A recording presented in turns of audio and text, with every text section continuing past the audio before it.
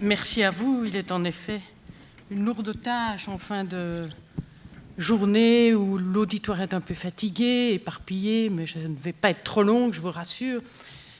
Mais il est évidemment jamais simple de conclure. Je me dois quand même de faire part, en tout cas, de mon grand plaisir et surtout de la richesse des interventions, des propos, des témoignages tout au long de la journée, car je pense que l'ensemble des échanges et des témoignages ne vont pas être anodins et ne vont pas se limiter à cette journée, en tout cas, je l'espère. Et les thématiques qui ont été abordées, leur structuration m'a paru aussi très claire, très complémentaire, avec toutes les questions de sens d'abord, avec une lecture originale, comparative, analytique des 6 décrets, si j'ai bien compté, et à côté une lecture philosophique qui nous a entraînés dans un peu de sémantique entre coopérer pour. Vous voyez quand même que ça a percolé. Et puis des témoignages très complémentaires, très différents, de territoires différents, car je l'ai dit pendant midi, moi il me semblait qu'il y a une notion qui n'est pas trop passée ce matin, c'est la notion des territoires. Car le territoire, il est dans tous les décrets, mais on ne dit jamais ce que c'est le territoire non plus. Ça, c'est aussi une lecture que j'ai faite. Alors, pour conclure, je voulais d'abord aussi, bien entendu, vous reparler un peu de la province, car si nous sommes à l'initiative de cette journée, nous devons aussi vous faire passer des messages importants qui relèvent de la province, qui est et surtout dans son rôle de pouvoir intermédiaire. Et je le rappelle, cette province, pouvoir intermédiaire, qui veut absolument poursuivre son engagement à être porteuse de projets supracommunaux et à jouer un rôle d'interface entre tous les acteurs locaux, entre les acteurs locaux et les autorités régionales, communautaires ou tout autre niveau de pouvoir. Et vous comprendrez derrière mes propos combien cette double casquette a de l'importance aujourd'hui dans le contexte budgétaire. On a dit qu'on n'en parlait pas, je ne fais que le citer, que nous connaissons tous actuellement. La province veut donc continuer à être à vos côtés, à vous accompagner dans vos démarches culturelles et dans vos mises en conformité progressives avec tous ces dispositifs décrétaux.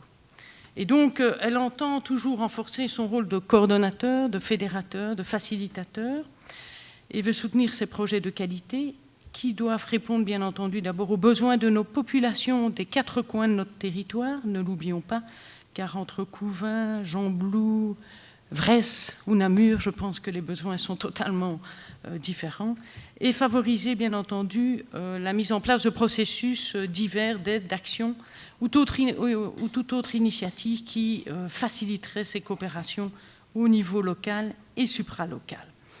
Je vais vous rappeler quelques initiatives fortes et très décisives de la province en matière culturelle, car je pense qu'elles sont très nombreuses et souvent ou peu connues de tout le monde.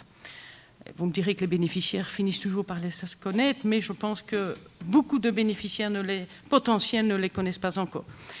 Je vous rappellerai qu'au-delà des aides financières à chaque centre culturel qui se concrétise dans des signatures de contrats programmes, la province a notamment constitué des enveloppes budgétaires pluriannuelles pour intervenir dans l'octroi de subsides et investissements pour la rénovation d'infrastructures culturelles locales afin de les rendre performantes.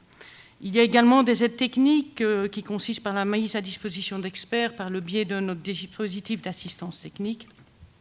Il y a aussi, et vous en avez reçu des folders de présentation, toute une offre formative très innovante qui, notamment pour toute l'action culturelle, se décline notamment sur des modules de construction d'une analyse partagée du territoire, sur l'élaboration d'une gestion d'un projet, la réalisation d'une auto-évaluation d'un programme, d'un contrat-programme, etc.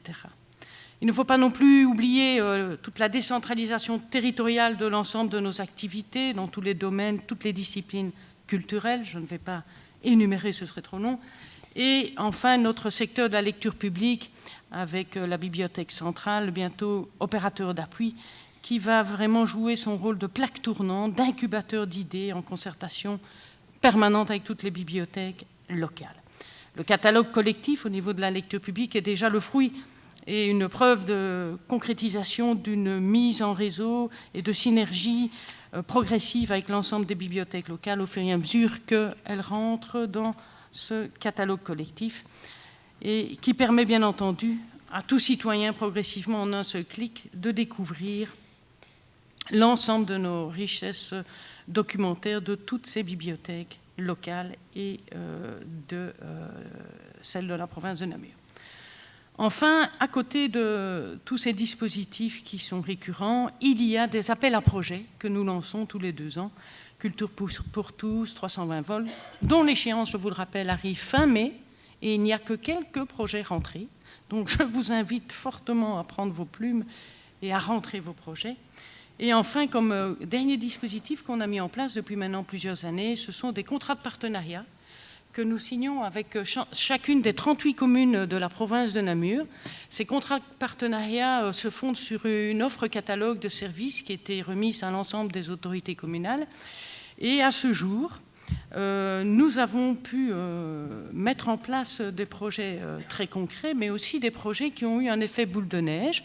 Je citerai par exemple la création et des projets très innovants, une maison de quartier mobile à Fosse-la-Ville, par exemple, projet qui aujourd'hui suscite d'autres émulations dans d'autres communes.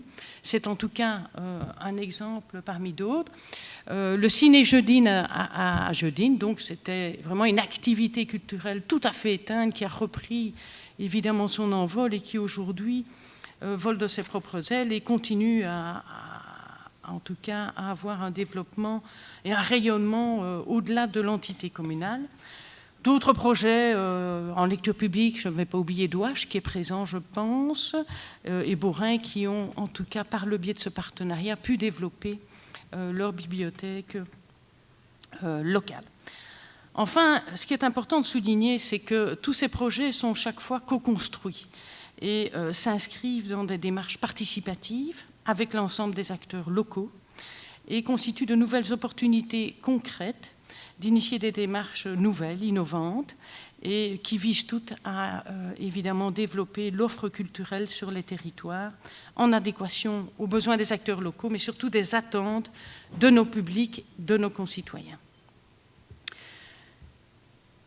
En liaison avec le panel d'activités et d'aides que nous proposons, je pense qu'en liaison avec les thématiques évoquées durant cette journée, je voudrais mettre en exergue une série de maîtres mots. La première série serait de dire décloisonnement, transversalité et transdisciplinarité. La deuxième série serait écoute, échange et partage. Et donc, pour conclure cette journée, je dirais que nous devons tous nous inscrire dans des nouvelles pratiques culturelles coopératives.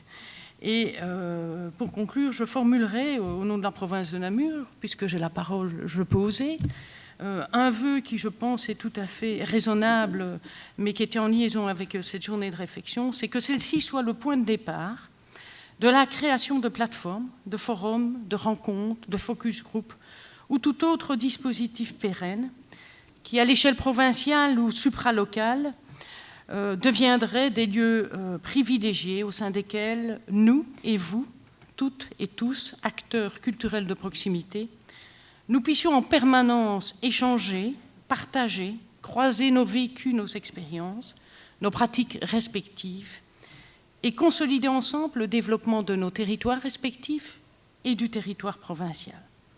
Car comme l'a dit M. Mascalque tout à l'heure, ce nouveau secteur des droits culturels, qui est le seul à pouvoir agir sur l'espace public, alors pour conclure vraiment définitivement, je vous dirais, osons relever ce défi de construire cette intelligence culturelle collective interpellante. Je vous remercie pour votre attention.